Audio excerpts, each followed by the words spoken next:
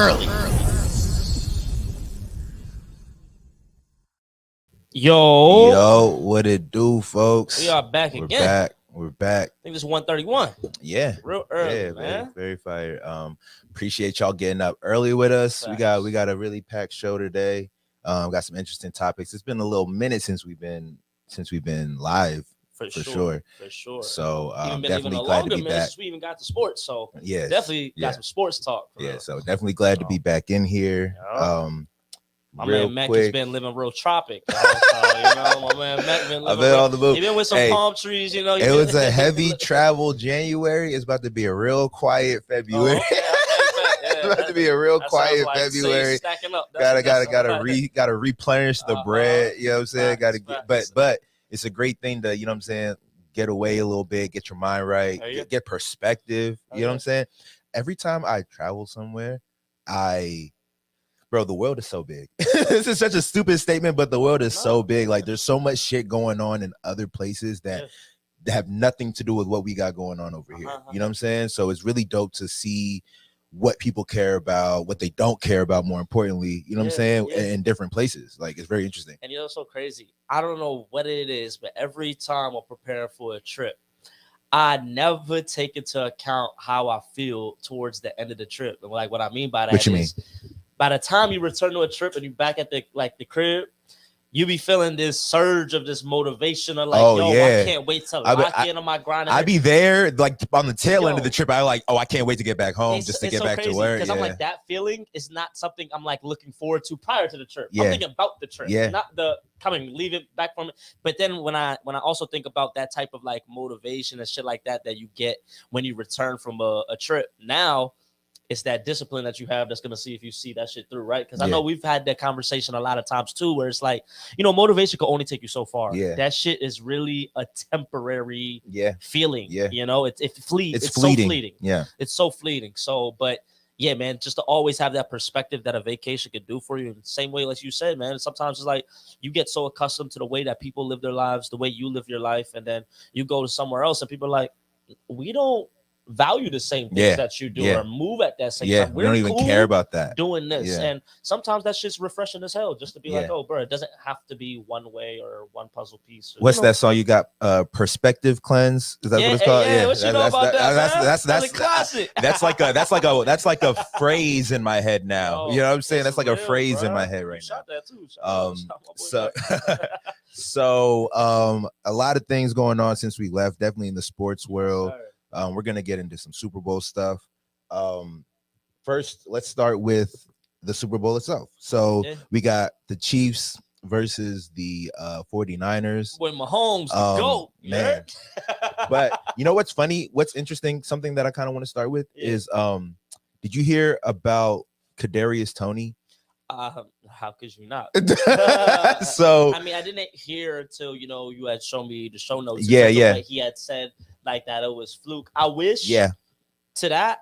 So basically, to give y'all a little context, the receiver on the Chiefs, right? He's been prone to dropping a lot of passes, and what had happened, if I'm not mistaken, I don't think he played the last. He didn't play in the AFC Championship because they came out like in the injury report and said he's injured. He's injured. You know what I'm saying? And no, what's funny is it said the injury report said Kadarius Toney will not play due to a hip injury and personal reasons. And I was like, if he like, why say one or like why say both of those? Right. That was my immediate thought was like, why can't you just say the injury, or if it's personal reasons, why not just say personal? That was my immediate thought before any other this was before I even heard about the Twitter rant or whatever or wherever it happened, Instagram, I don't know. But that was my first immediate thought. Like, why are you saying it's an injury and it's personal reasons? I've never heard that. You know what I'm saying? So and then when I hear about the whole like him ranting about like, basically this nigga was like, that's cap. Like, you know what I'm saying? He was like, they're lying. To me, I'm like, I mean, bro, you're doing it to yourself at this point. The team was trying to look out for you. They're trying to look out. Trying to look out for you so the fans don't kill you. Exactly. Literally. So the critics of the world don't come into your Twitter mentions. I was going to say, there's more Chiefs fans than there are Kadarius Toney fans. Bro, that's what it is, bro. Niggas get to deactivating their profiles and shit like that. Because, niggas are real, like, when the when the stakes are really high, you know, fans, the really dogs come out. Fans come in and they really fans turn into sometimes fucking they say dogs. some wild shit. You getting death threats because you dropped the pass, you know, and it's like death threats because you missed the kick. Right. So, but at the end of the day, you know, if I'm Kadarius Toney, I'm just like, yo, bro, just, you know how you speak with your play. You don't got to tell people that you're cap. Because if it's cap, it's like, okay, bet. So them niggas were trying to lie to you because you're ass. I'm about to say, like, why are you not on the field then if it's cap? Like where were you? Were you at home? Like, where were you on Sunday? You know what I'm saying? And again, like, I'm sure still, bro, after all of that shit, I'm sure you're still like a straight receiver, bro. And I feel like a lot of people get all of this shit thrown towards them, but you know, you don't gotta fan the fire. That's really what that is to me. I'm like, yo, just you're about to get a bowl for your just for being on the team, for your inadequacies. Go get that bowl, and you can leverage that into more pay. I don't know. I think he's done. I think he's done. I don't think he come. Like, first of all, you don't call out the team that you're on and think you're coming back to that team. So that's the one thing. All right, I don't think that's a real thing. I think the one thing. But then if I see that out, sorry, I didn't. No, you good. I cut you off first. I was gonna say that, okay, if he's not coming back to the Chiefs, if I see that and I'm an owner, I don't want that nigga on my team. So I think, you know what I'm saying? I think that's probably the most like the thing that you can actually put against him, right? Yeah. Now that the free agent comes about, yeah. Because I'm sure there's some footage. I'm sure there's footage of Kadarius looking like a really valid receiver. I'm sure I could. And there's hella footage of him looking like a bad receiver. But let's just say, for instance, the skill wise, I'm like, I see something. Yeah. It could work. The fact that you just aired your team out though is kind of like a non-negotiable. It's like, damn, bro, for how poor you played, for you to air out the team that was trying to look out for you, it's like that right in itself might be, you know, you sealing your own coffin. Yeah, you know, for sure. But like, let's get into the matchup. Yeah, I'm about to say, let's get into this matchup, man. So the Chiefs. I want to ask you, do you think this is their most impressive run to the Super Bowl? Yes. Because they 100%. First of all, going into the playoffs, motherfuckers was really worried about that. Maybe not going into the playoffs, but like maybe midway through the season, people were like, "What's going on with this Chiefs team? They don't got that magic that they usually throughout have." The whole season, we're like, "Yo, bro, they just don't have it this year." Yeah. Obviously, the Chiefs have proved that even losing Tyreek Hill, they can still win a bowl. Yeah. You know, but we did see this year they looked human. 100%. You know what I'm saying? They're not a team. First of all, I think they lost the season opener to the Lions. You know what I'm saying? Right. Which, you know, we'll get into the Lions because they were a great team this year. But like nothing. I don't really know Pat Mahomes' numbers, but I know he didn't have like a monster season numbers wise like he has in the past. You know what I'm saying? Right. I think what did they go like 12-5 this year, something like that? Nah, that or was like 11 that was a waiting from the playoff. I think. Like 11-5 or something like that. Which is just not, you know, so they're usually like a 13-14 win season type of team. You know what I'm saying? Right. So I know and then this was the first time that all their games were on the road. All their playoff games were on the road. You know what I'm saying? So I definitely think this is their most impressive run to the playoffs. And this was the one, or is the one, that made me think, oh, Pat Mahomes, like there's no, I got nothing else to say about Pat Mahomes, man. Like I not that I had like many negative things to say about him, but me and you would have conversations and I'm just like, yeah, there's greatness there in the sense that he's won bowls and he's won them early. You know what I'm saying? But I'm like, who's to say, you know what I'm saying? Like you switch those teams, you switch the quarterbacks of those teams, not with anybody, but with like a Joe Burrow, another one of these elite young guys, and they don't win bowls too. That was my sentiment. Right. This time, I'm like, no, this nigga Pat Mahomes is different. He is. Yeah. This is we're watching Tom Brady. If Tom Brady would have started right away, bro, you know what I'm saying? This is he the difference maker, bro. And you know, there's a lot of times where I'm like, yo, bro, he like the LeBron James of football. I feel a lot of times I just be like, yo, bro, if people just went with history, it will never prove you wrong. I'm like, yo, bro, since I start, AFC Championship every 6 years as a starter, six AFC championships. That's crazy. I'll be there. That's I'm crazy. gonna be there. That's why I say that's like LeBron James-esque. LeBron James went to 10 finals in a row, and we were like, but he lost 6 of them. I'm like, dog, to go to 10. Some people don't go to any. Bro. Tracy McGrady, my favorite player of all time, he didn't go to a finals. I was about to say he went to 1. Allen Iverson, another great monster, went to 1. Bro. T-Mac, I have to bring. I'm so sorry. T-Mac actually got to a finals. Literally, with the Rockets. Oh, with the Spurs. And Ray Allen, he gotta hate him. That was his. That would have really capped off a really nice career, you know? Yeah, facts. But nah, 100%, bro. Like, Pat is in a different level. And the one thing about it is so intangibles, we definitely don't got to talk about. He got that it factor, got the leadership, all that shit. But the one thing that was so interesting about this year is because a lot of the years previously, it felt like niggas can always point to something else, but Pat got that. Yeah. So it makes it easier than that. This year was like adversity year. There is nothing really happening. Obviously, you got your staple in Travis Kelce, who I think is the greatest tight end of all time. Yeah. I think he is that. You know, I mean, he's got all the records to show it. But other than that, it's nothing to rave about. Throughout the season, were going through drop pass, like there were so many issues with this thing. Drop passes, they lost games off of Kadarius. Was that Kadarius Toney dumbass that was offsides when they lost that game? Or it might even been Scalabrini, not Scalabrini. That's cuz from the Celtics. Valdez, Scantling. Oh, Scantling. Marquez Scantling, Valdez. Exactly. It might have been him. Yeah. Shout out Scalabrini, man. But to what I was saying though, but like this year, I felt like that nigga had to really go through the most adversity, and a lot of things were forming in the middle of the season. That defense literally even improved as the season went on. Yeah, and I felt like they were like, okay, bend don't break defense at the top of the year. By the end of the year, it's like, yo, this pass defense is serious. Yeah, it's serious. It's a no-fly zone. That was another thing I was going to bring up in the sense that this is also like offensively very Pat Mahomes heavy, and also too, I do love Isaiah Pacheco. I think he's a beast. He's a great young running back.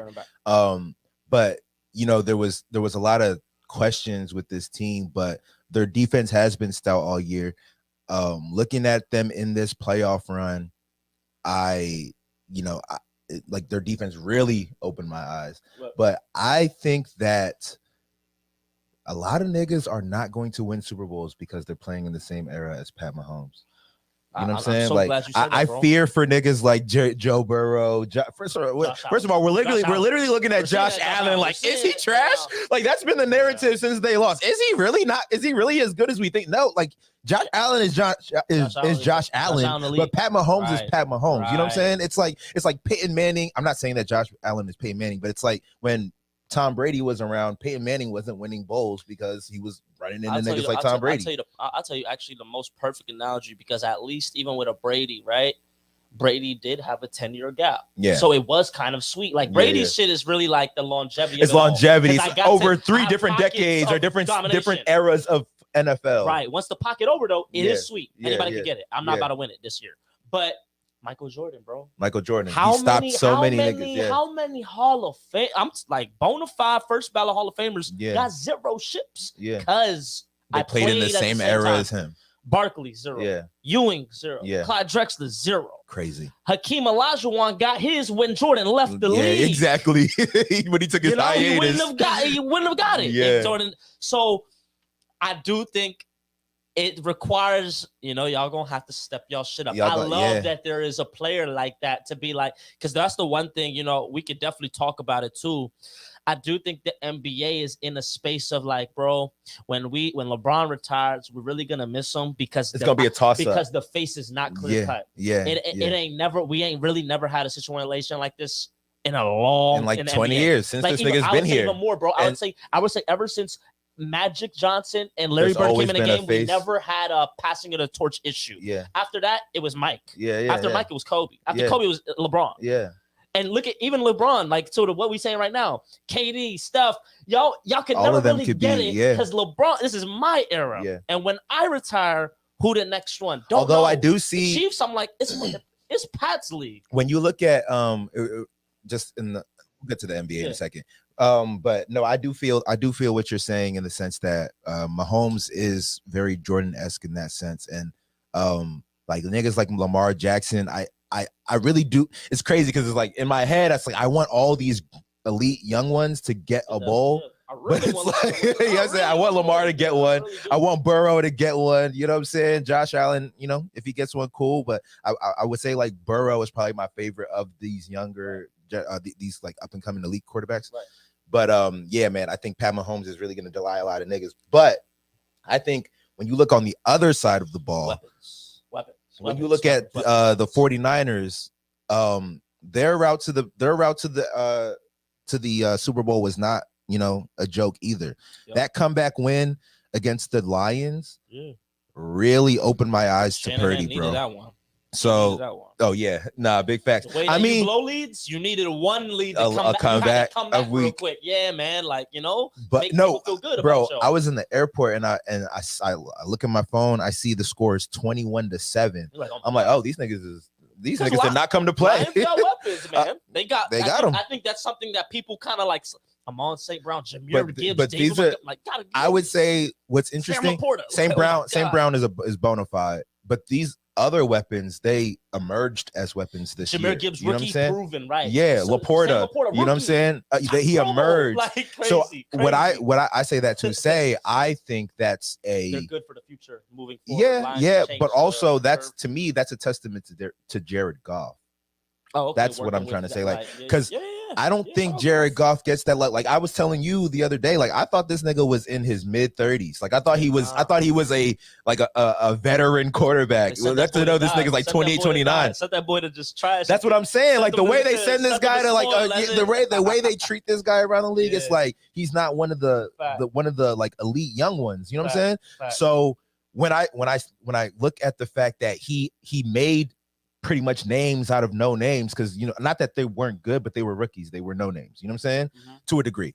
You know what I'm saying? So I feel like that really showed me something about Goff. But if we talk about the comeback from Purdy, I don't know. Like, do you think Purdy can be considered one of these best young quarterbacks? Like, and not like, let's say Mahomes is in a league of his own with the Herberts, the Burrows, you know what I'm saying? I don't even know. Like, where do you kind of rank Herbert amongst like Burrow and Allen? I think Herbert skill wise is right there. I'm very curious to see now that you got Harbaugh in that building. I want to see if I can really see the Justin Herbert season, that I think, because I do think he's capable of being an elite quarterback, but he's not in them conversations because that team, because they don't win enough. It's I would say the way they even lose is insane. Like y'all be up and lose. Y'all y'all are up and lose. Like the last playoffs, even when they have a good season, you think they had a bad season. Bro, exactly. So like the Chargers do shit in a way. It's like, yo, like y'all have spirits of losers. Like losers, like, because even when all right, y'all about to win, lose, like snake bitten shit. So I'm like, yo, I hope y'all turn the corner because y'all have the quarterback to do it, and y'all have some personnel, but like you've had that personnel for a little minute. Niggas is getting restless. Yeah, you got Bosa, you got the Khalil Mack, you got the Keenan Allens, you got some niggas. Like, so figure that shit out. I think they will kind of course correct. But to Purdy, I think Purdy came out the blue. I think he gives this type of bland outlook. So a lot of people just be like, nothing to rave about, shit like that. But I'm always a nigga like, yo, just look at the work. And that's literally, he will seal it. He will seal the deal. If he does win one, that conversation will have to change, even though the conversation has been, well, if you give anybody those CMC, weapons, if you give Deebo Samuels, but I keep saying George Kittle. This nigga really got an elite player at every running back, both receivers and tight end. But I just be like, crazy. Yo, bro, can we like just retire that? Because guess what? We can never do fantasy football in that way. And we can look at teams. Niggas that have players don't. I was about to say, we can look at teams that got 3 or 4 weapons and then they don't do nothing. You know what I'm saying? So I think it's something to even have that. Like, let's speak also to the pressure of being in that position and having to perform. Like, He's still, it's easier for me. Like, bro, he was in the MVP conversation conversation for a lot of the year. I don't like how people equate it easy. Yeah, it's not obviously, easy. Yeah, you got real niggas. You got mouths to feed, and you got any little mistake you make is gonna be completely scrutinized. So there's a lot of pressure there. Yeah, bro. And what I was gonna say about Brock Purdy, what I really fuck with about him is that I was noticing when I was watching that Detroit game, because I was watching the playback during this week, and he really played with like fire. He's fiery. You know what I'm saying? Like he played with emotion. You know what I'm saying? Half was serious. Like that nigga will like he'll turn up. You know what I'm saying? Like if he makes a good play, he'll start to scream. He'll turn like I like that. Like I like that fieriness based because when you are a guy that's in a situation where it's like, well, I'm clearly not the best player here. It's easy to kind of just be like, oh, well, like, you know, good job, guys. You know what I'm saying? Right. But like, I think he, of course, I'm not telling him anything he doesn't know, but he knows he's like a big factor in their offense. Right. You know what I'm saying? I'm not trying to say this is for all cases, but I just feel like for this one case, I feel like his modesty or humbleness kind of comes off across as a focused young dude trying to like prove something, and I appreciate that. Yeah, not taking it for granted. You know, he's still on a $900,000 contract. He's not even getting paid $1 million a year. I'm like, yo, if you're Purdy, you gotta fuck all this noise. I'm about to set myself up for life. Yeah, with one win. Yeah, I'm about to get this contract that these dudes, and they said I'm not this, that. Mr. Really Irrelevant, right bro. There, man. And and this is the thing. If you win that, what happens is everything changes. The team thinks about continuity. It thinks about who the fuck we got to resign. We got to keep all of that. We're trying to. You solidify yourself in the building. Let's keep it going.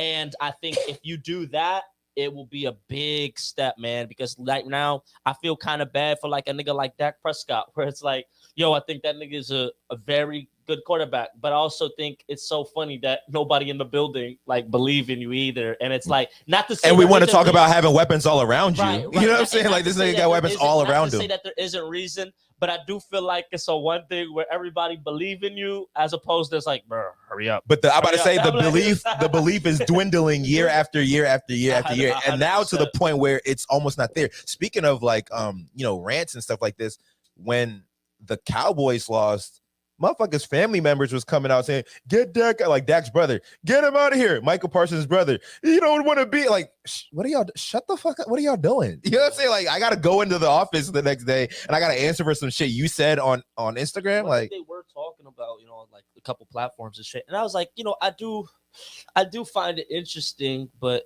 I'm like, at the end, that's the nature of the beast. So Cowboys is like different than any other franchise. You have that spotlight, whether fair or not fair, you have it.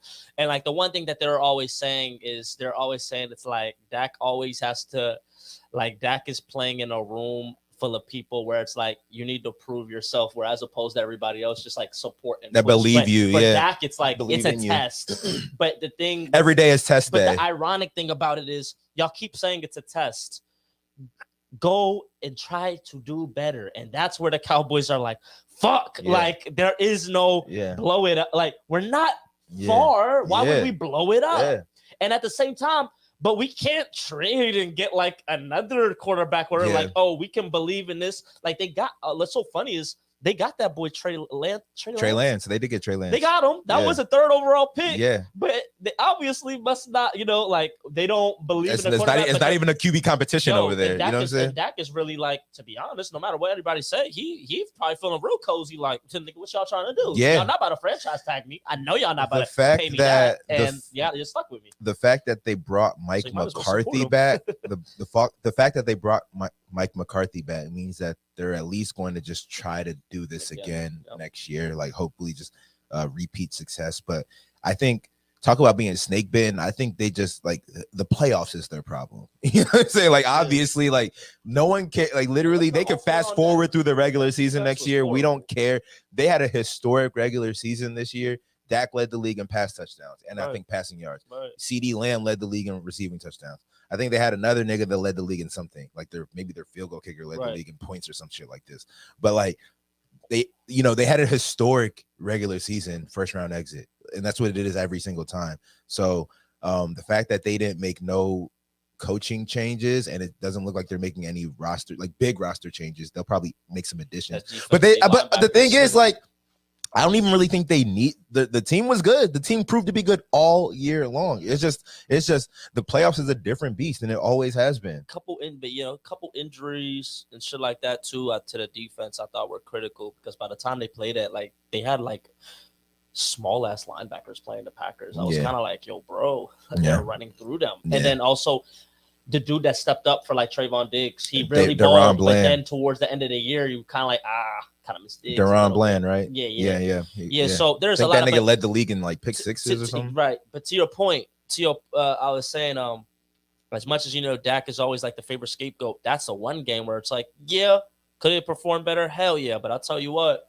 this was a failure all around throughout the organization. Yeah, that's throughout the organization. Yeah, everybody failed today. It's not solely him. Hell no. That's the thing about being quarterback. Yep. Like that shit goes on you. It's like head coach and quarterback, they get all of the blame. Right. Before we wrap up this topic, do you have? I'm about to say, do you have a Super Bowl prediction? I'll say it like this, man. It'd be nice if the 49ers, considering how close they've been. To be honest, the Niners are actually like the modern day Bills. Y'all have been here, man, in the past 10 years. They're favored in this game too. 2013 Bowl to the past 5 years. Yeah, y'all have been in the NFC Championship or Super Bowl consistently one of the great teams, and y'all never are winning it. From Alex Smith time to Kaepernick time to Garoppolo time to now Purdy. All of them have Super Bowl appearances. You know what I'm saying? Historic franchise. You need it. But I got the Chiefs, man. Can't bet against Mahomes, bro. I can't. We just talked about the Jordan. I can't go against Mahomes, man. You know what I'm saying? Okay, but I will say the Niners have the It'll be tough to do it. It'll be tough. They got weapons to do it. I was about to say, like, they got the weapons. I think. I'm not going. I want to say that the Niners appear to be hungrier than me because you look at all those guys need a bowl to really. CMC needs a bowl to really solidify. I mean, he's been the best running back in the league for like the last like 7 years. You know what I'm saying? He gets a bowl, changes that because he was on a terrible team for most of his career. You know what I'm saying? Like we're a little bit more lenient to running backs. So absolutely, absolutely. They only got so much control. But I feel it does. And you know what? I was looking at it does catapult. And you know what's funny? You know what's funny? Christian McCaffrey is probably going to be the last like feature back this league will ever see. Yeah, everything's dual back. I was literally about, and it's not only is it dual back, it's 3-4 years and we get a new back in there. You know what I'm saying? We get a new feature back or we get a new two. You know what I'm saying? Like I was looking at the all-time leading rushers list the other day. It's still fucking Walter Payton, Emmitt Smith. It's still Emmitt Smith, Walter Payton, fucking like Marshawn Lynch is on that list. And it's not a knock on Marshawn Lynch, but Marshawn Lynch had like what a 10-year career. You know what I'm saying? But for those 10 years, he was the feature back. You don't see feature back. Adrian Peterson. Frank Gore is third on that list. Frank Gore is third on that list.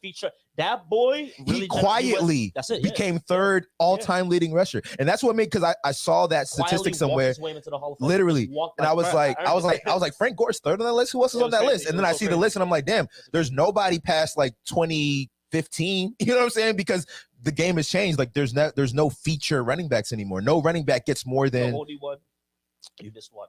Who? Derrick AP. Henry. Oh, Derrick Henry. Derrick Henry. He's going to be on. Oh, yeah.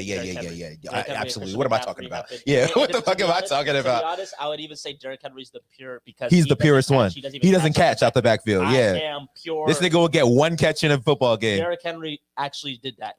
For this currently, he is the one. Yeah. You're absolutely right about that. How could I have forgotten? Yeah, Christian McCaffrey. Because, bro, he's from the fucking Titans. He's on a bad team. But it was dope to see the Titans send him off, and he's done. He's a free agent. Like the last game he played in the regular season, like the game of the stand ovation. Word. The contract's up, and everybody knows he's not coming back. He wants to win. He want to win. Yeah. And they're just like, thank you for your thank you for your service. When the fan base will be like, go win. They understand. We understand it. Kind of like with Dame Lillard, right? You know what I'm saying? It's real shit. Yeah. Speaking of Dame Lillard, we'll get back to great segue into our next topic, which is so the Buccaneers, the Milwaukee Bucks, got rid of Adrian Griffin. They hired Doc Rivers. We were talking a little bit about how Do you feel like that was kind of like a dirty Mac? Like, I don't know if you know much about the situation, but apparently Doc Rivers was like consulting with Adrian Griffin, but like the team asked him to. The team asked him to like teach him and like work with him and stuff like this.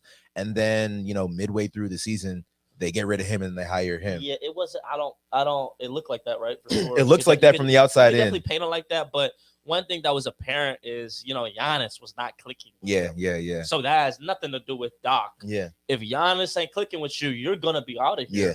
And what was ironic though about it though is that it was Giannis's kind of like choice. Like they're not bringing in a new head coach if Giannis without consulting with Giannis. Like one thing that I know about the Bucks that I give respect for, they cater to that boy. Like they're not doing anything without his sign off. Yeah. As they should. But and then you know, one thing that you had actually asked me too, I seen was, is it a mistake? I'm not gonna say I think firing Budenholzer could have potentially been a mistake. But at the same time too, I didn't even know his brother passed at the top of last year. So maybe that would affected my ability to coach y'all effectively, right? Okay. So that, because I was like, he won y'all ship in 01. And y'all won over 50 games. What is there like some beef that happened in the locker room? Because I don't know why you just leave that. Yeah. So that was my first quarrel. So I didn't think too much. Like when he got fired, I was like, all right, it's whatever. I think the Bucks, though, a lot of the things too, I do put it on the players. I'm like, yo, y'all vets though. You're not young boys. Yeah. Damian Lillard has kind of been sporadic this year, even though the average looks good. You know, sometimes he'll go off for crazy numbers, but he'll have other games where it's like, yo, bro, what's going on? Yeah. So I think they need to kind of get like an identity, and I think like losing people like Grayson Allen and Drew Holiday really tweaked the mojo real quick. So you got a lot of talent, but you still got to find out how y'all can play cohesively together. But they're live. They're live. And they got time to figure it out, I feel like. 100%. But if I'm speaking on, first of all, Doc is 0-2. Yeah, as a starting. The more important record is 0-5 in your last game sevens. That's the more damning thing. Fuck 0-2. I just got here, bro. Like, I just got here. Yeah, so I'm still trying to find my parking spot. Bro, I don't even know. I don't even know where my office is yet. Yo, like chill. Like you said, finances, is it? Yo, like just chill. Like, but that's the more damning thing. And you haven't won a ring since 07. So when people be saying chip coach, like I know a lot of championship coaches don't have a job right now. Yeah. You know, Doc has a great brand. That's what I'm saying. This nigga got the brand is strong with Doc, bro. Like, because I'm looking at this hire, and we talked about it a little bit when we first heard about it. And I feel like Doc is that guy that you go and get when you want to look like you're taking things serious. You know what I'm saying? Or like when you got good players on the team and you want at least a guy that is not going to get bullied by the stars on the team. And I'm not saying he doesn't. I don't know if he does, but he's coached so many stars that, you know what I'm saying? He's going to do what he does. Right.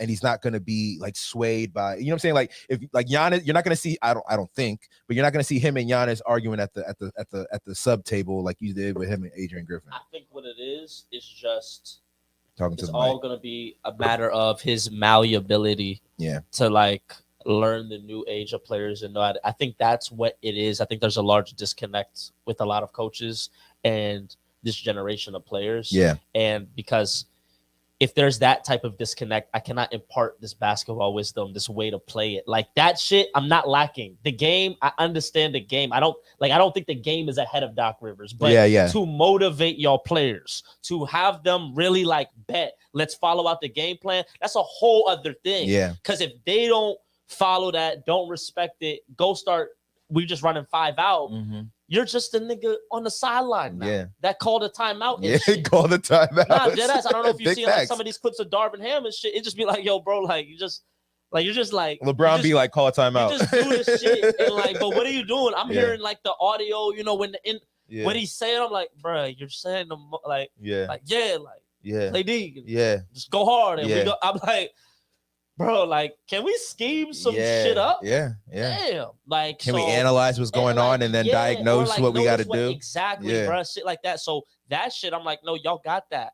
And I think even Adrian Griffin, nigga that just left. I think he had that too, but I think he did not have the connect with the players. Yeah. Literally the next game and the players, these niggas is doing some warm up shit together. I'm like, like they're happy he's gone type shit. Is this a celebration? Yeah. Like, bro, you got the interim coach on the sideline. He's gone. Facts.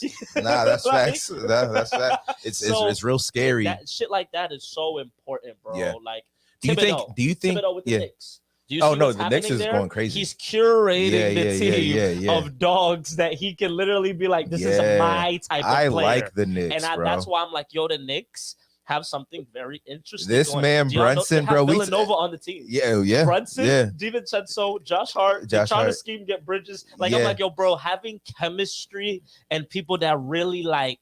That's my hungry and they ball. Even accountability, defense, help side. Like, bro, that's my man. I don't want to let my teammate down. Yeah. It's a huge difference when your team like that versus Charlotte Hornets type.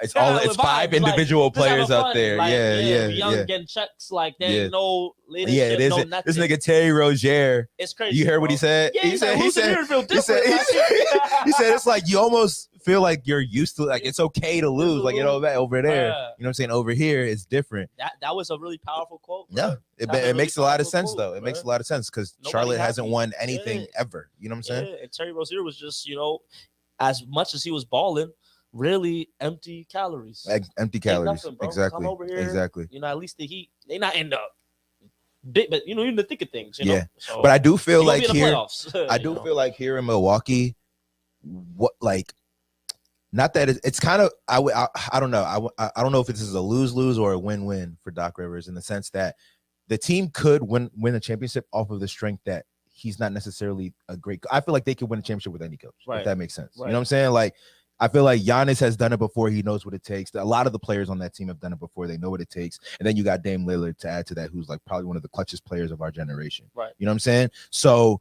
they could very well win a championship. And that's why I'm like, Doc Rivers makes sense as a hire, because he's literally somebody that you could put there and be like, you know, he coached the Sixers with Embiid and Harden. He coached, you know what I'm saying, the Lob City Clippers. Like, he's coached. So no, I know he did nothing, but you could argue that those players needed motivation to go out and win a championship low key. I don't think Giannis needs that. You know what I'm saying? Like, Giannis doesn't need to be motivated. And I would even argue that a player like Giannis, if you get him in a game 7, he's not going to lose the game 7. Fuck that. You know what I'm saying? Like, fuck what you're talking about, Doc. Like, I'm not losing this game. You know what I'm saying? That's what I feel like he has with the Bucks. So he could very well win a championship. Understanding. We're on. It's like I feel like the players are more important than whatever coaching they're getting. Those players are more. They can coach themselves almost. They're more internally motivated than the past superstars. Exactly. That's exactly what I'm saying. We can focus. We have the same motive. Exactly what I'm saying. Because look at the team that he did do it with, Kevin Garnett. You can't tell me there's a more motivated person at that time than Kevin Garnett. You know what I'm saying? And then Ray Allen, who wanted to. On the Bucks, I have no doubt Giannis has no problem being vocal with all of these players. Yeah. To say one thing I would say with the Sixers last year, who's the leader though? Who's the leader on the court? Who fucking knows? Even that's the one thing I say with Embiid is the best player, but is he the leader? I'm like, I know, like, now that y'all together, it looked kind of good, but who's the leader of this team though? Like, really to lead this team. The leader is not always synonymous with the best. Draymond. Draymond is the leader of that team.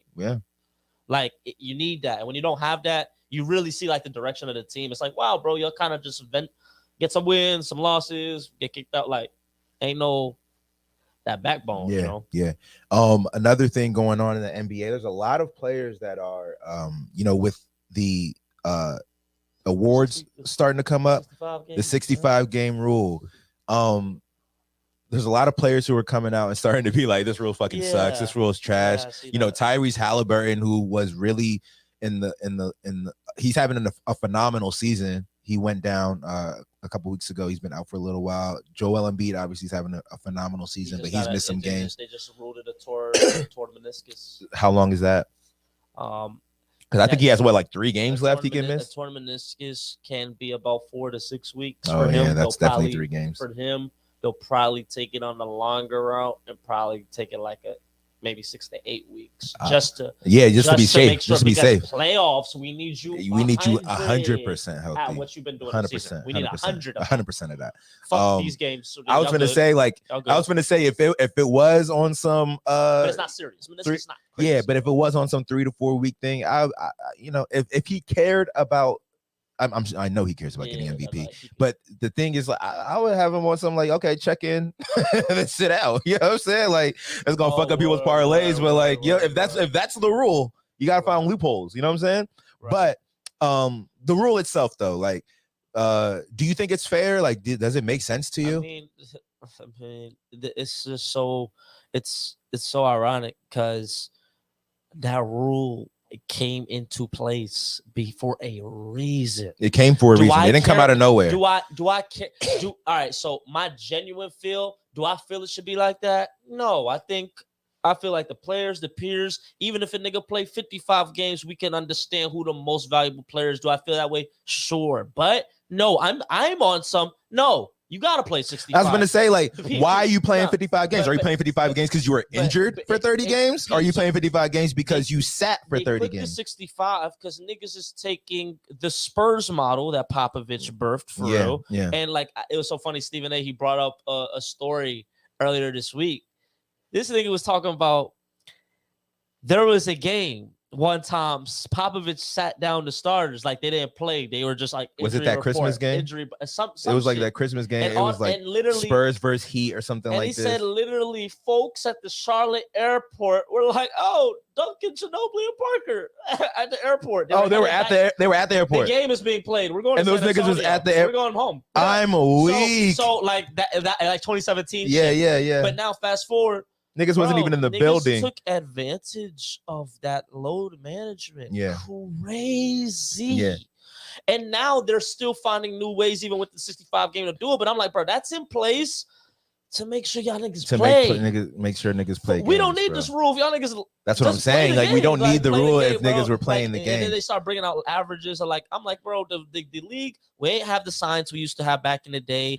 Niggas, the rules were a lot more allowed for more physicality and all that shit. Somehow, some way, niggas is still playing averages of 70 games a season. Y'all niggas be playing half the year. Motherfuckers, it was so games. random. I'm looking at the year. I'm like, damn, this nigga been in the league 7 years, never played a full season. That's what I was gonna say. It's so like, random. That's nuts. So like randomly, I was looking at so I was watching something and somebody was like, oh, like Tim Duncan doesn't get enough credit in that greatest of all greatest even big man conversation. And that's what I was gonna say. And I'm like, let me go look at what this nigga. So I'm looking at this nigga's numbers. First of all, like winner all the fuck. This nigga won in his second season in the league, won finals MVP. You know what I'm saying? And so he's like Tom Brady in the sense he's won in every era of his career span. Right. He won in. You know what I'm saying? Won before Parker and Ginobili, won with Parker and Ginobili, won with Kawhi. You know what I'm saying? Like all around winner. But then I'm looking at his numbers up until his last like few seasons. This nigga played 82 games. From his rookie season to I think he maybe missed like 3 games, but he said because of that. Consider the position. Oh yeah, and he's in that bang like position. Center at that in that era of ball. Yeah, man, crazy. So I'm looking at it like like I had a newfound respect for Tim Duncan when I left that thing, when I left that like little mode, like that little rabbit hole I was in. But then it made me think like, like niggas, this nigga was playing 82, and then you look now. Like you said, people for whatever reason, it's so uncommon to play 82 games in a season. And the thing is, it's funny because I heard on I think it was Gil's Arena or something like that. I heard Gilbert Arena say something like how when Jokic won one of his MVPs, they put like in his stat line played all 82 games this year. And Arenas was like, why is that a stat? You know what I'm saying? Like that should be a given. Right. But that's that. And then also another thing I wanted to say, Bridges has not missed a game since high school. In his career. Crazy. Come on, man. So it's doable. And you can't say that you can't say that he hasn't been injured. You can't say that he hasn't had nicks and whatever the fuck. Niggas be hurt. Yeah, and also too, because you do have. I've heard people say, "Oh no, the trainer says I can't play." Like the trainer to the coach, like you know what I'm saying. It's like you don't think they're doing. Mikal Bridges is the best player on the Nets. You know what I'm saying? Like you don't think his trainers. He's like, no, I don't want to hear that. I'm playing. I want him to demand a trade. I want him out of there. You want him out of there? Yeah. It's not what they thought. The team, they thought they could do something with the young Scott. Get him out of there because Mikal, as much as he needs to be on a winner, he needs to be on a contender. He's not. As much as I fuck with Mikal, like the second half of last season, it was looking kind of crazy. I was gonna say, like, he's averaging like 20. It was crazy. Not that you need to build around him, but you can't build with him as a piece. No. He's definitely the two. That's what I'm saying. So why can't they just get? Why can't they leave him there and get a number one next year? I don't know how feasible it is. Yeah. And I know he's a commodity. Like the Rockets want him. The Rockets want him bad. Yeah. And that makes me think, if the Rockets want him bad, are y'all willing to let go of Jalen Green? Because I don't see how y'all have both. It don't make sense. Yeah. But back to what we're saying, Michael Porter, not Michael Porter. Kevin Porter. He's out. He got charged the 3rd-degree assault for his girl. So he's gone. Porter. Yeah, that happened like 2 months before the season. Oh, damn. Crazy. So he hasn't been playing this whole time. But they got Van Vliet. But I mean, Miles Bridges set a precedent. So so you might be back. He's out of 3rd degree. So after it's going to be a year, you do not play like Miles. Yeah. And then because I didn't think Miles. Whoever will have you. I didn't think Miles was gonna. I never thought I'd see him in the. Yeah, I never thought I'd see him in the game. Yeah. I was like, oh. Yeah. I was like, all right. But fucking I wanted to say this about the sitting games. I feel like that's also a contributing factor to why we see like 3, 4, 5 niggas averaging 30 points a game. If you don't play 82 games, your average could be higher. You know what I'm saying? You average, you know what I'm saying? Look at somebody like Shy, you know what I'm saying? Like, not that he does this, but you know, he gets to say he plays, but he gets 30 most of the games that he plays. So he can average 30 if he plays 60 games, you know, as opposed to averaging 30 over an 82 game span. So tough. Yeah, I love Shai Gilgeous-Alexander. Really an old school baller in the sense of like how he gets his buckets. Yeah. He's not a great 3-point shooter. Yeah, I like watching. Buckets, yeah, like he can finish at the cup. He can finish mid range. He go to the free throw line. Free throw and middies. Yeah, man. Like you can't stop me. And I think that's a good segue into the NBA All-Star Weekend. Did he get voted as an All-Star, as a starter? I don't know who all the. I could pull it up though. I don't know who all the starters are, but on the West Side, there's Steph Curry. Shai's 100% a starter. Yeah, Shai's Steph is on the bench. Okay. They did pull it up. They put it up, and the reserves are out too. Yeah. Trae Young, man, did not. Oh yeah, I saw that. First, they said in 3. They said there's only been 3 times where a player averaged 25 and 10 and didn't make the All-Star game, and it happened to Trae Young twice. Crazy. Out of the 3 times, it happened to Trae Young twice. Look, man. Why do you think that happens? Because the Hawks don't win, or what? Or people don't like him because of his demeanor. Like I know he gets like a bad guy rap, which I'm like, Trae Young, this little guy, like how could he's like an Isaiah Thomas? Like why y'all scared of Trae Young? I think it happens like this. The votes come in from the media, the fans, and the peers. I'm pretty sure it's never from the peers. The niggas in the league know they're voting Trae in the All-Star game. Yeah, they're doing that.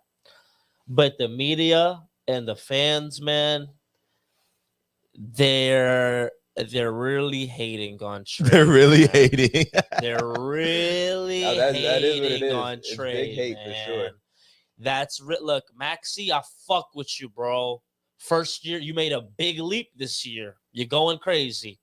You don't deserve the All-Star over. No?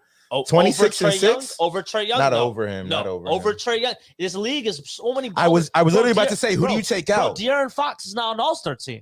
Like, oh my god. I mean, go double That's check criminal. that for me. No. I'm pretty sure he's not. I don't see him on here. De'Aaron Fox is averaging 27, 5 and 4. But the thing is, we're in a league. They're winning, so we can't even say, "Oh, but they're not." No, they are winning. So I'm like, we're in a league though where there's too many. There's too Brunson many should be a starter. There's too Lillard, many people. I'm sorry, Lillard. It's so crazy. Lillard's first time ever being a starter, as egregious as that is, as so many years as he should have been a starter. Yeah. The year when he is, it's somebody else that deserves it. So crazy. I'm like, damn. I'm not even gonna be too mad at that. But Brunson deserves the start. That's literally what I was gonna say. Tyrese Halliburton and Brunson deserve the start. Like, that's literally what. Well, it's crazy because like the Halliburton thing solved itself because he's hurt. But he would still be recognized as an All-Star, which is good. Right. But first of all, I do want to say I like the fact. Going crazy. I do want to say that I like the fact that they went back to East versus West. I used to hate this fucking like Team LeBron versus Team Giannis. I hate that. That shit was so whack. Like, why do I want to be on Team LeBron? Like, you know what I'm saying? Like, especially if I compete with LeBron throughout the year, I don't want to be on fucking Team LeBron. That's corny to me.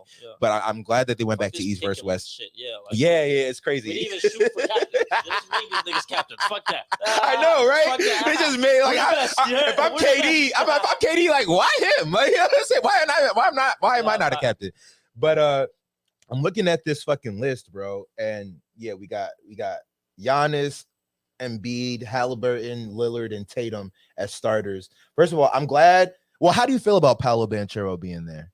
He deserves it. Paulo went in.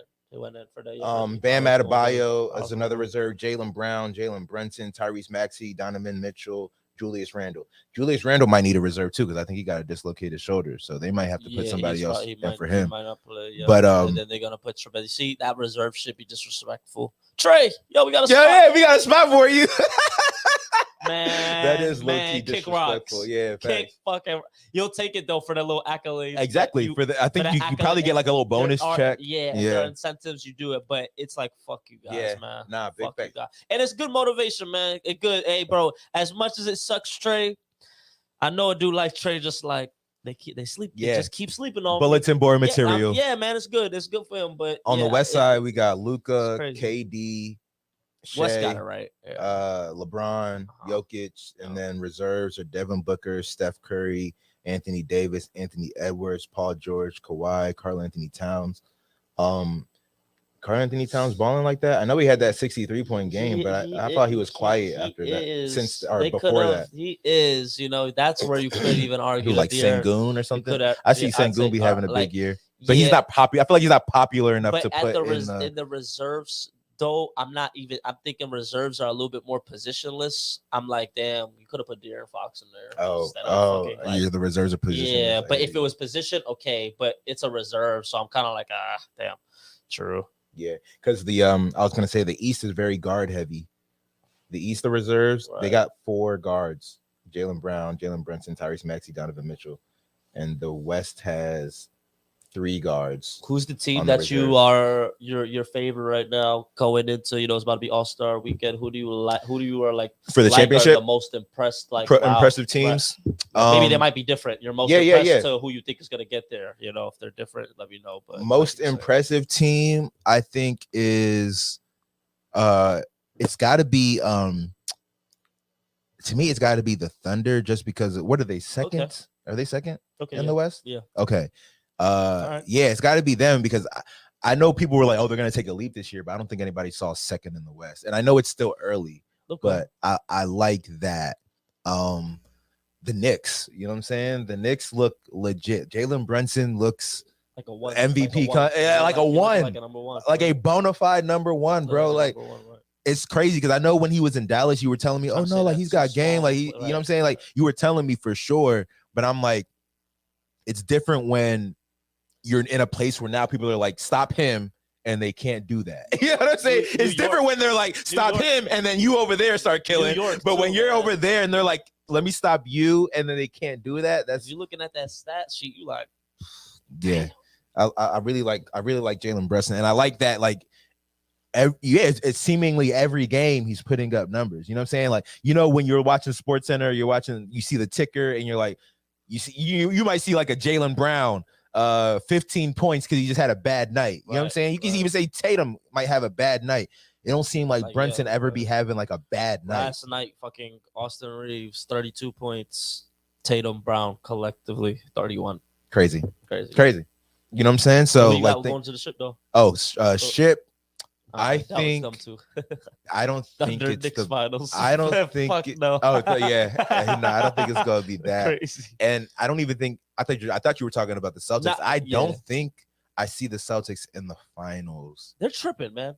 On paper, looks great, but I don't know. Like they just lost to the Lakers. Yeah. No AD, no LeBron. What are y'all doing? Crazy. What are y'all doing? Y'all not supposed to. Y'all have everybody out of the East. I think I see the Bucks. Honestly, has nothing to do with Doc. I think I see the Bucks because, and Embiid, I'm not. You like that? I love trade? Embiid, but you got Rozier on the team. Yeah, but I don't know. I think we had talked about this before, where like I think they like last year was the year for the Heat. I don't know if they catch lightning in a bottle again. Like, y'all not shocking. That was that was lightning in a bottle type shit, and it's like I don't know if that happens again. Although I wouldn't mind to see it happening. I love an underdog story. You know what I'm saying? Right. But I think I see the Bucks coming out of the East, and I think out of the West, I can see the Clippers. Yeah, man. I can see the Clippers. I was waiting for you but to I could also man. I can see the Clippers, but I could also see I can also see the Nuggets turning it on when they need to. You know what I'm saying? Yeah. So that's who I got. What about you? Man.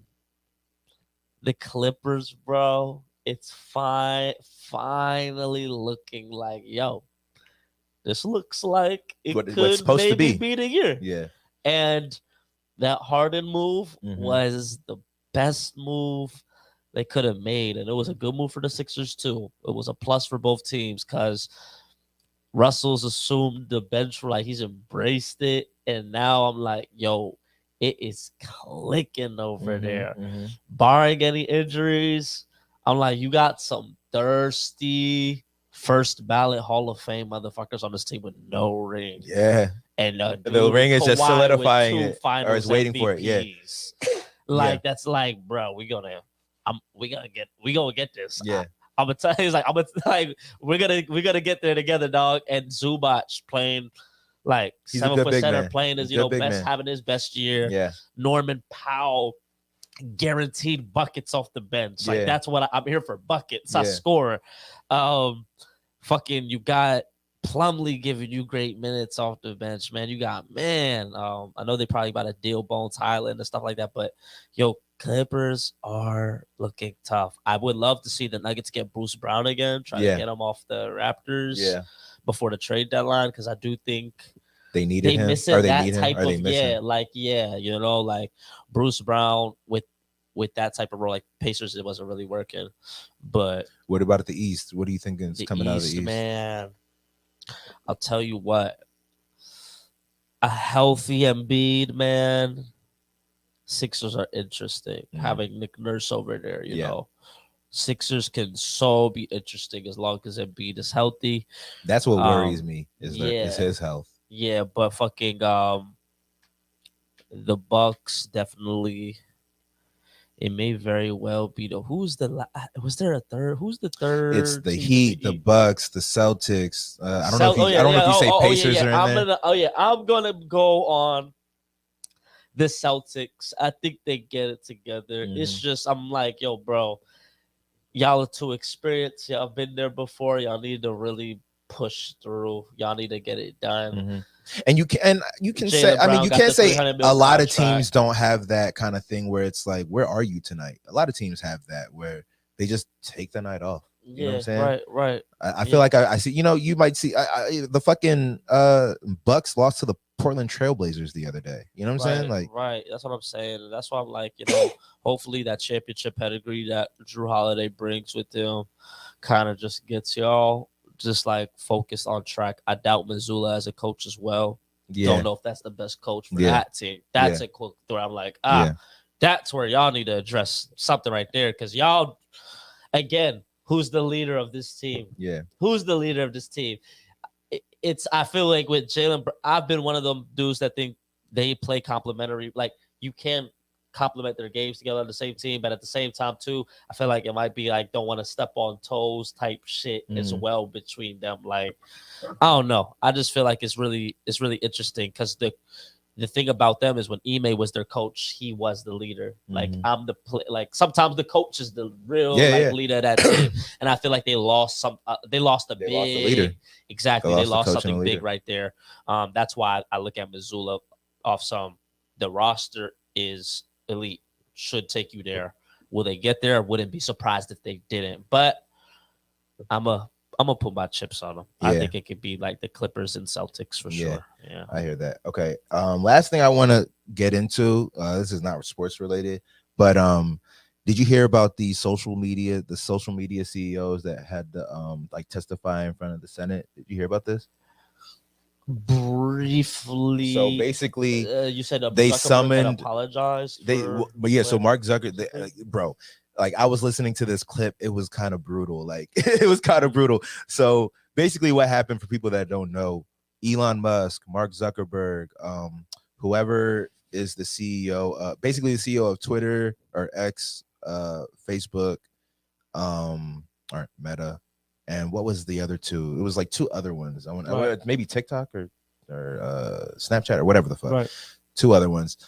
They all had to like testify in front of the Senate, and basically it was just a bunch of fucking, what do you call them, like congressmen or whatever the fuck. Right. A bunch of them just like hurling all kinds of like they were, it was kind of brutal. Right, it was like just being like, you guys are responsible for kids being killed and suicides and like literally like really aggressive. You know what I'm saying? And I don't know how these things usually go. All the negatives, all the negative shit that comes with social media. They're like, what do you have to say for yourself? It was very big, like explain yourself vibes. How did we get here? Type shit.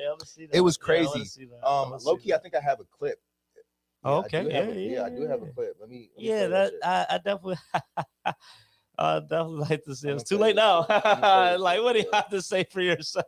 Basically, bro, that's hilarious. But it's funny because motherfuckers was talking about like y'all act like y'all don't be doing shit that you should be explaining. Like you act like social media is the biggest. It's a big problem. Don't get me wrong, but it's like there's a lot of problems here. You know what I'm saying? It's like y'all try to make it seem like it's just him or it's just them. But let me play the joint. Although I don't know. Okay, share tabs audio. Yeah. All right, here goes the video. Oh man, okay. Social media didn't want to come to Capitol Hill. Danielle, if you can, please let us know if you hear this.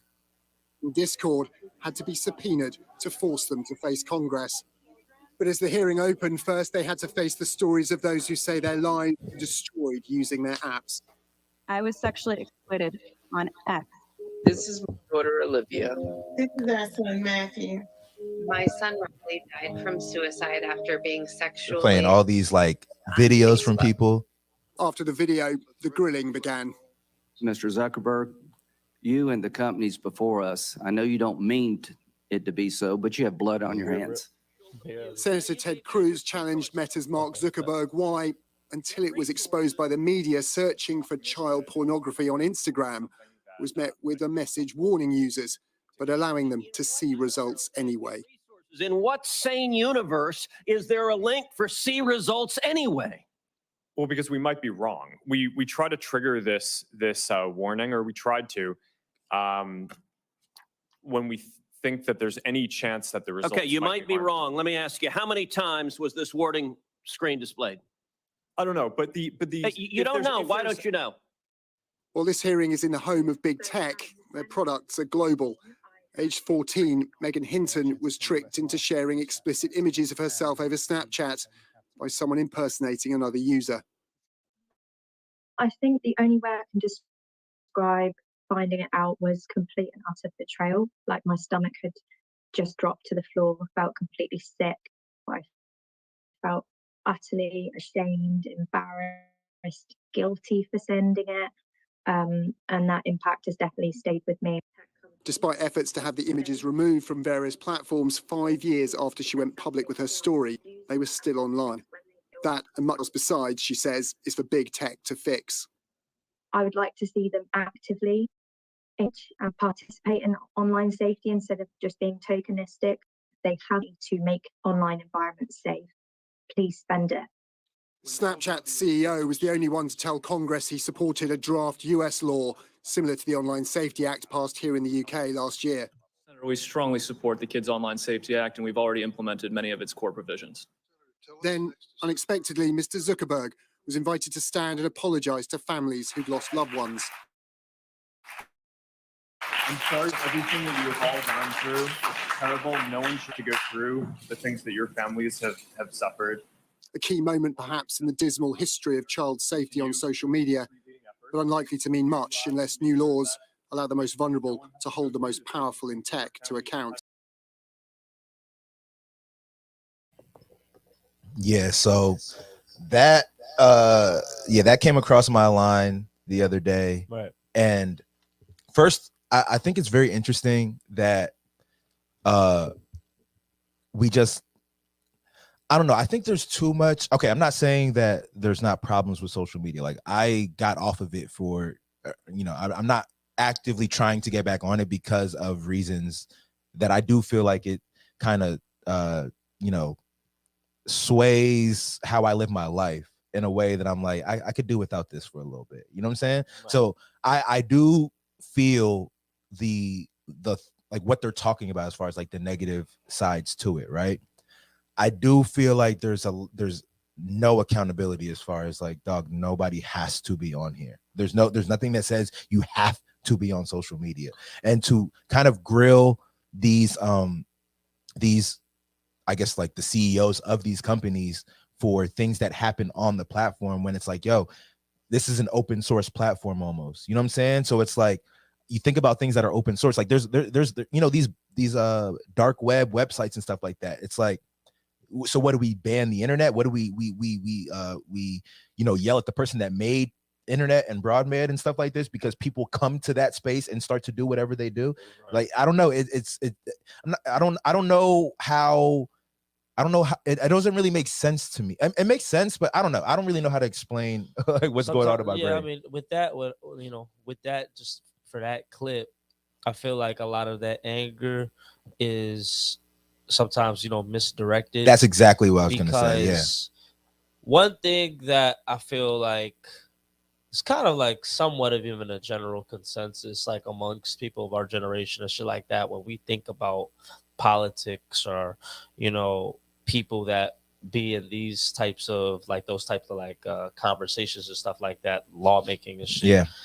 A lot of these people, like these congressmen and shit like that, they are kind of even out of touch to the like changing time. So they're kind of like really mad at the effect of everything, but it's like, yo, bro, what really you need to be thinking of is how do you regulate? How do you do like advisories towards shit? How you're even allowing shit to be consumed on these products? Like asking Mark Zuckerberg how many times that warning popped up and thinking you're gonna get an answer from him. He's running the whole company. Like, you know what I'm saying? It's like, and that's more. It's like, that's why I'm like, and really Facebook is really a company in a bunch of other companies. You know what I'm saying? Like you got Instagram and Meta and all this type of stuff. But it's like you're trying to hold one person accountable for something that really the world shifted this whole thing. But that's the thing that also people doing that is it shows sometimes under like a fundamentally like misunderstanding of technology in itself. Yeah.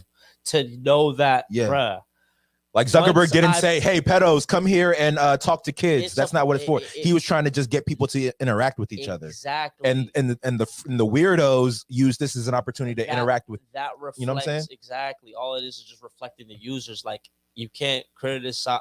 Like, no, I'm not going to say you can't criticize, but it's like you got to be very intentional when you criticize products you use. You got to understand, you got to have like, what's the goal here? Are we trying to get rid of Facebook? Because I would argue that a lot of people commit suicide and all that type of stuff, but like I don't understand how that's Mark Zuckerberg's problem. I don't understand how, and I don't mean like it's his problem, like it's not a problem. I'm saying I don't understand how you put the blame on him for somebody getting bullied online and then offing themselves, or somebody seeing a lot of pictures online of beautiful women and feeling inadequate because they don't look like the ones that they see online. Right. Like I don't understand how Zuckerberg gets the blame for that. You know what I'm saying? Like that, I don't know, because I look at it and I'm like, I've had this conversation with my sisters, I believe, where I've said, like, if I'm a parent, I'm not letting my kids get on social media for that very reason. It's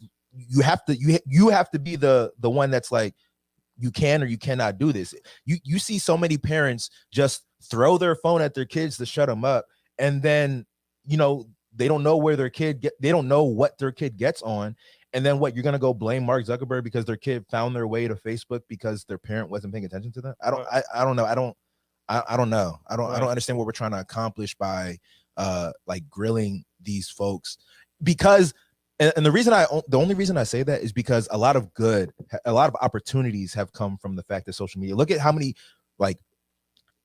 how many newfound wealthy people have been made because of the back of social media. How many like different networking opportunities have been birthed because of social media. Yeah, and I also think if a lot of people also understood how social media worked, then they could do a better job of preventing how much it actually influences their children. It's a tool. Like the thing it should about not be your whole life. Exactly. Like that's the thing. It's like, yo, you'll kind of like people mindlessly get their children like the phones or shit like that, knowing full well exactly what the phone enables you access to. Yeah. And to not have these discussions or things of this nature as well too. It's like, yo, bro, it's kind of like you got to also prepare your child, right? And it's like if people are easily suggestible or like, you know, malleable to whatever easily influenced, to whatever is being pushed out to there, you know, I'm usually of the mindset that that's more so of a reflection of like, yo, you gotta make sure that that's not the case, or make sure they're not even exposed to this if their mind is at a point they can't determine right or wrong, or I'd be like, oh, is this some shit I should engage in or partake? Don't let, like, you know what I'm saying? That's the type of shit. I'm not gonna be like, yo, we need to banish this thing forever, because exactly to your point, there's ways to use this as a tool as well. What do you think about like them? Because they didn't really show the clip that I saw where they literally was like, he literally was like, what do you have to say to the families that, you know, lost loved ones because of your platform? What do you have to say?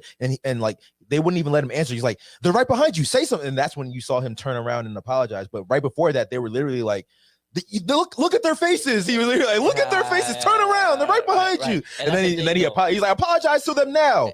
And that's the thing though, like, you know, that could be a whole bunch of things why the nigga did that. Maybe you genuinely feel that type of way. Maybe, you know, you've having a position of power and telling a nigga like Zuckerberg to turn around and apologize. Maybe that, whatever. But all of that, at the end of the day, it's like, bruh, even to those families, it's like, that's not like, if it'll make you like make you feel better. Like, all right, if that's what it takes, for sure, go ahead, do it.